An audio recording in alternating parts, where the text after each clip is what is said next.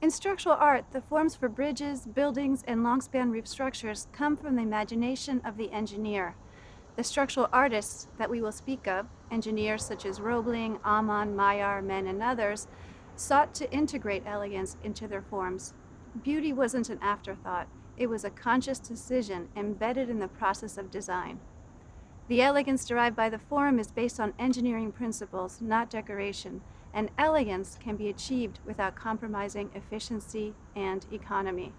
Despite the discussion of elegance, I'm not talking about works of architecture in this course. I'm talking about works of engineering. There's a lot of confusion regarding the difference between engineering and architecture and their role in the design of structures. A perhaps too simplified way to explain the difference between structural engineers and architects is this. For engineers, the form controls the forces, whereas for architects, the form controls the spaces. Of course, it's more complex than this, but this difference is essential, and it is in this selection of form that both architects and engineers have an opportunity to be creative. For buildings, where both the forces and spaces must be controlled, collaboration between engineers and architects is essential. The final design benefits from both complementary approaches and from the integration of both disciplines. For bridges, however, the need to control the forces, meaning the engineering task, becomes prevalent, while the architectural contribution, which is focused on aesthetic values, must be subordinate to the structural concept. The bigger the bridge, the larger the forces to be controlled, and therefore the more prevalent structural efficiency becomes. I believe that both engineers and architects should be educated so that they are adept at rapidly finding approximate dimensions using simple formulas.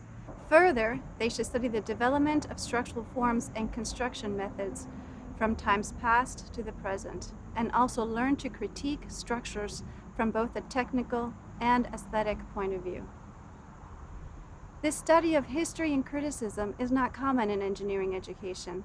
There is little interest in the recent history of engineering, therefore society tends to see engineering as a work of teams of technicians and committees of experts, when in fact, engineers are the heirs of centuries of technical progress achieved by outstanding minds. In summary, the neglect of history and aesthetics in the education of the engineer has had the effect of dehumanizing and discrediting modern engineering. The importance of civil engineering in today's world, and my intention of crediting civil engineers for the value of their work and highlighting the role of structural engineers in the design of civil works, are what have motivated me to teach this course. Believe me when I say that I would be satisfied if through this course I could transmit to you just a minor fraction of the talent, passion, perseverance, and ingenuity embodied by all these structural artists, by these engineers that still today deserve our deepest admiration. Just follow me and give me a chance to inspire you. I have a question for you. Who designed the Millau Viaduct? Michel Virlejeu, Norman Foster, both, or you have no idea? Don't worry about getting the right answer. I'm not giving you credit on the right answer, just giving you credit on answering.